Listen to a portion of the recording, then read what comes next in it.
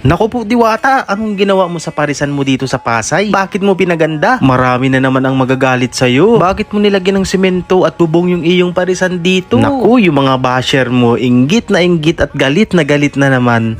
Isang magandang araw po sa inyo mga kababayan. Bago ko ipakita sa inyo yung ginagawang parisan ni Diwata ay ito yung video ko nung isang gabi at ipapakita ko sa inyo yung sitwasyon sa parisan ni Diwata alas 12 na ng gabi. Marami kasi nagsasabi wala na daw kumakain sa parisan ni Diwata. Ito, nagbisikleta tayo, pupunta tayo sa parisan ni Diwata alas 12 na ng gabi at ipapakita ko sa inyo yung sitwasyon kung wala na nga bang kumakain doon. O ito, baka sabihin nyo hindi ho totoo. Yan, nagpakita na tayo ng ating mukha. So pupunta tayo, tingnan natin kung yung totoo nga ba yung kumakalat na fake news sa social media na wala na raw talagang kumakain sa parisan ni Diwata. Take note mga kababayan ha, alas 12 na ito ng gabi. Ayan, nakarating na tayo dito sa parisan ni Diwata. Makikita rin natin na dito nag-i-start na rin silang maglagay kahit papaano ng bubong no at katatapos din lang ulan. So makikita ninyo marami pa rin po ang kumakain ng pares dito ni Diwata. Alas 12 na yan ng gabi ha. Kita nyo naman napakarami. Ayan, shoutout na rin sa ship. Ayan may mga bago silang tent rito na ibinigay kay Diwata. So, yung mga nagsasabi na wala na raw kumakain sa parisan ni Diwata ay walang magawa sa buhay at gusto lang talagang pabagsakin si Diwata. Pero yun nga, dahil marami nagmamahal kay Diwata, marami naman po talaga ang hindi naniniwala sa mga ganyang balita. Ay kita nyo naman ngayon, alas 12 na ng gabi ay dinudumog pa rin itong parisan niya.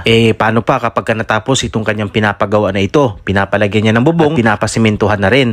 Baka sigurado mas lalong dudumugin itong parisan ulit ni Diwata. Grabe kasi talaga ang mga tao ngayon gagawa ng paraan mapabagsak lang ang isang taong unti-unting gumiginhawa ang buhay at unti-unting nagsusumika para mapaganda ang kanyang buhay. Ewan ko ba bakit ganyan yung iba nating mga kababayan na ayaw ng may umaangat. Diba dapat maging masaya lang tayo sa kung ano ang nangyayari sa kapwa natin Pilipino na umaangat sa buhay dahil sila ay nagsusumikap at lumalaban ng patas. Anong sasabihin ninyong walang kumakain? Kita nyo ang daming mga nakaparadang motor dito tapos ang daming pila, ang haba ng pila. Yung iba kasi nagpapakalat ng mga fake news sa video kinukunan talaga yung mga araw na talagang matumal at mahina ang customer dahil hindi naman araw-araw ay dapat kang kumain ng pares. Masama din yan sa ating kalusugan at alam yan ng ating mga kababayan. At syempre, ganun talaga ang negosyo. Minsan may tao, minsan walang tao. Pero hanggat meron kang isang customer na nagtitiwala at kumakain sa'yo, ibig sabihin nun magpatuloy ka sa kung ano ang nasimulan mo. Huwag mong intindihin ang mga taong gustong magpabagsak sa iyo. Katulad na lang ng Encanto Pares, yung tipong pasuko na sila at gusto na magsarado. Pero kita nyo naman, ang dami ng kumakain at pumipila na rin sa kanila. Kaya naman congrats din sa Encanto Pares. At syempre masaya din tayo dun sa mga small business, sa mga small entrepreneur na nagtitinda dito sa paligid Diwata. Marami ang natutulungan, marami ang nagkakaroon ng hanap buhay. Yung ice cream nga na dapat ay hanggang hapon lang natin makikita, ngayon hanggang alas 12 ng gabi ay nandito pa at naghihintay. Kita nyo, 5 ice cream ang nandito, nagtitinda pa. At nandito na nga tayo sa exciting part. Ngayong umaga makikita ninyo malaki na yung improvement dito sa ginagawa renovation ng parisan ni Diwata dito sa Pasay. Ito pa rin yung kanyang dating pwesto, ngayon mas pinapaganda lamang niya, pinapalagyan ng bubong at sinesementuhan. Importante ang pagkakaroon ng bubong dahil idineklara na ng Pag-asa ngayon na rainy season na. Yan yung mga panahon na talaga namang masarap humigop ng sabaw. Pero syempre kailangan komportable ka. Kaya yun ang inisip ni Diwata. Kaya naman siguradong mas lalong dudumugin itong kanyang parisan sa Pasay kasi mas magiging maayos na at komportable nang kakain ang mga customer niya dito. Kung ano yung komportable dun sa Quezon branch ay gagawin niya rin dito sa Pasay. Pero ang sinisigurado ko, marami na naman ang maiinggit at magagalit kay Diwata. Sa tuwing merong nagagawang achievement si Diwata ay galit sila at talagang gustong-gusto nilang pabagsakin si Diwata. Gagawa sila ng paraan. Kanina nga napanood natin sa live ni Diwata, meron daw isang hindi ko alam kung customer lang ba siya o vlogger na umorder daw ng pares at hinintay, hindi kumain. Hinintay na dapuan ng langaw yung paresan tsaka binidyohan at pinicturan. Buti na lang merong nakapansin at sinita. Sa panahon ngayon talagang mahirap na. Mahirap patukoy kung sino ba ang kalaban sa paligid. Ang payo ko sa iyo Diwata ay huwag kang magtiwala basta-basta sa kung sino man ang pumapaligid sa iyo. At alam ko namang hindi ka nagpapa-apekto sa mga yan. Pero syempre, magdoble ingat pa rin tayo Diwata. So yun lamang po at maraming salamat sa panonood. Abangan natin yung pagtatapos ng ginagawang renovation dito sa Pasay sa parisan ni Diwata. Ayan, pinipinturahan na. Yun lamang po at maraming salamat sa panonood.